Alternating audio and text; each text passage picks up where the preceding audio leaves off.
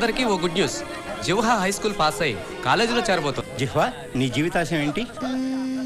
యూనివర్సిటీలో చేరడమే. నాదే అందరికంటే హైట్ అవుతుంది. గాలిపటం ఇరుక్కుంది. మీ అమ్మాయికి జరిగింది చాలా పెద్ద ప్రమాదం. దానివల్ల తన 2 చేతులు పూర్తిగా చచ్చుబడిపోయాయి. 2 చేతులు తీసేయాలి.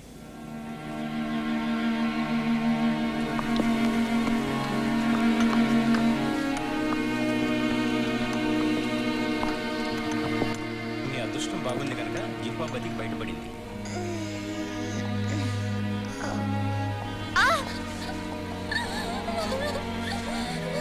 దేవుడా, నన్ను ఎందుకు ఇలా చేశావ్? ఎందుకు ఇలా చేశావ్?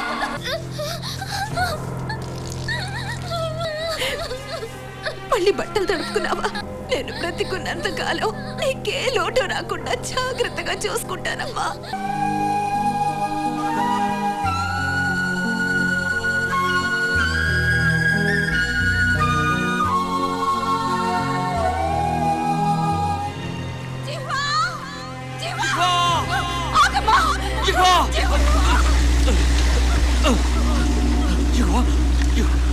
చూడు జిహ్వా, ఆ ప్రమాదం నుంచి నువ్వు బ్రతికి బయటపడటమే ఆ భగవంతుడిచ్చిన వరం. నీకు మంచి భవిష్యత్తు ఉంది. రాయలేని అమ్మాయిని ఎలా చేర్చుకుంటాం చెప్పండి? ఒకవేళ చేర్చుకున్నా ముందు ముందు చదువులో తను వెనకబడిపోతుంది కదా. ఆ రోజు డిస్మిస్ చేస్తే తన మనసు ఇంకా బాధపడుతుంది కదా.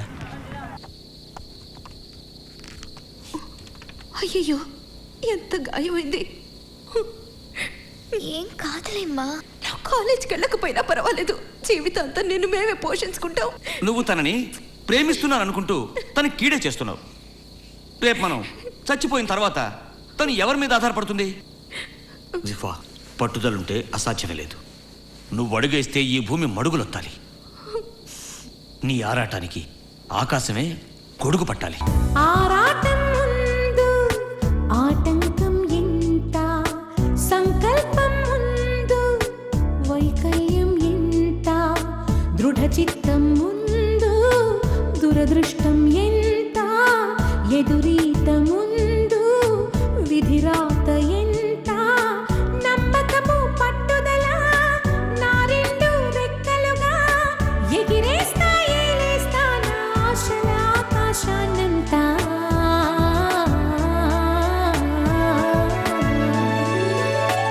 ఆరాటం ముందు ఆటంకం ఎంత, సంకల్పం ముందు వైకల్యం ఎంత.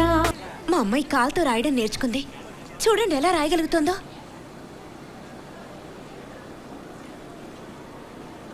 నీ రైటింగ్ చాలా బాగుంది జిహ్వా. దేవుడు ఒక తలుపు మూసేసినా ఇంకో తలుపు తెరుస్తాడు అంటే ఇదే. నిన్ను చేర్చుకుంటున్నాను. ప్రతిరోజు క్లాస్కి లేట్ వచ్చే వాళ్ళకి పనిష్మెంట్ ఉండాలి కదా. పాపం, తను అందరిలా తయారై రాలేదుగా. మ్యామ్, నన్ను వేరుగా చూడొద్దు, అందరితో పాటే చూడండి.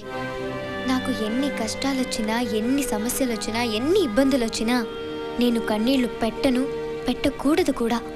ఎందుకంటే తుడుచుకోవడానికి నాకు చేతులు లేవు కదా. పాదాలను పిడికిలిగా నా గుండెను గుప్పిటగా, పాదాలను పిడికిలిగా నా గుండెను గుప్పిటగా, మని చేస్తా గెలిచేస్తా సంతోషపు సామ్రాజ్యాన్నంతా.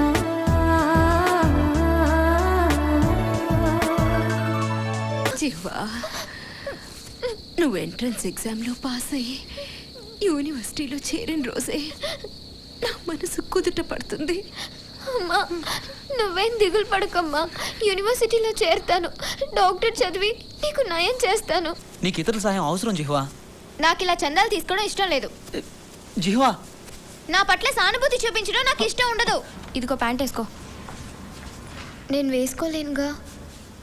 నీకెవరి సాయం అక్కర్లేదుగా, నువ్వే వేసుకో. నాకు హెల్ప్ చేయమని మేడం నీకు చెప్పారుగా. అయితే ఏంటంట, ఇలాంటి పనులు మా ఇంట్లో మా అమ్మకి కూడా నేను ఎప్పుడు చేయలేదు. నీకు మాత్రం ఎందుకు చేయాలి? నువ్వు ఎత్తులట్టే నేషనల్ గేమ్స్లో గెలిస్తే నీ స్టడీస్కి హెల్ప్ అవుతుంది. చదువుకు అడ్డం రాకపోతే అలాగే చేస్తాను. పడిలేస్తూ ఉంటే పెరిగింది ధైర్యం, అడుగేస్తూ ఉంటే తరిగింది దూరం, చిరునవ్వేస్తుంటే సెలవంది శోభ. దొరికింది సైన్యం చెమటోడుస్తుంటే పిలిచింది గమ్యం. నేను మెడిసిన్ చదువుకోవాలనుకోవడం తప్ప? అలాని కాదు, వైద్యం అన్నది చేతులున్న వాళ్ళు మాత్రమే చేయగలిగే వృత్తి. అందరూ చేతులతో చేసేవన్నీ నేను కాళ్ళతోనే చేయగలను కదా. అవిటి తనం తప్ప? అవిటి వాళ్ళు మనుషులు కాదా? బలహీనతనే బలంగా మార్చుకో. నమ్మకము పట్టుదల నా రెండు రెక్కలుగా ఎగిరేస్తా ఏలేస్తా నా ఆశల ఆకాశాన్నంతా.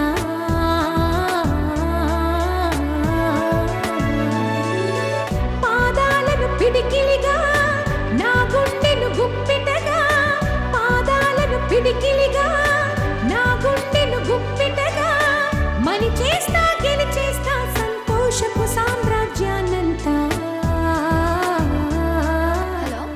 హలో, నువ్వు వెంటనే ఇంటికి వచ్చేయమ్మా. ఏమైంది నాన్న? మీ అమ్మ మనకి ఇక లేదమ్మా.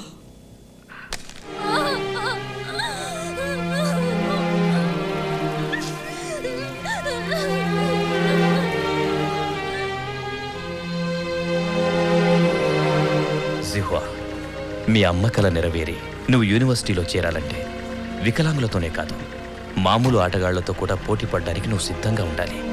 అప్పుడే నువ్వు అనుకుంది సాధించగలుగుతావు.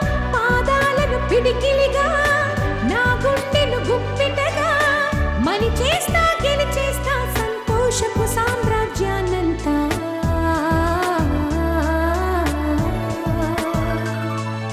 పడిలేస్తూ ఉంటే పెరిగింది ధైర్యం, అడుగేస్తూ ఉంటే తరిగింది దూరం, చిరునవ్వేస్తుంటే సెలవంది శోకం, సహనంతో ఉంటే దొరికింది సైన్యం, చెమటోడుస్తుంటే పిలిచింది గమ్యం.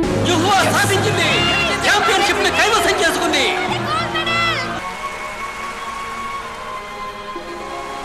కంగ్రాచులేషన్స్. Good good.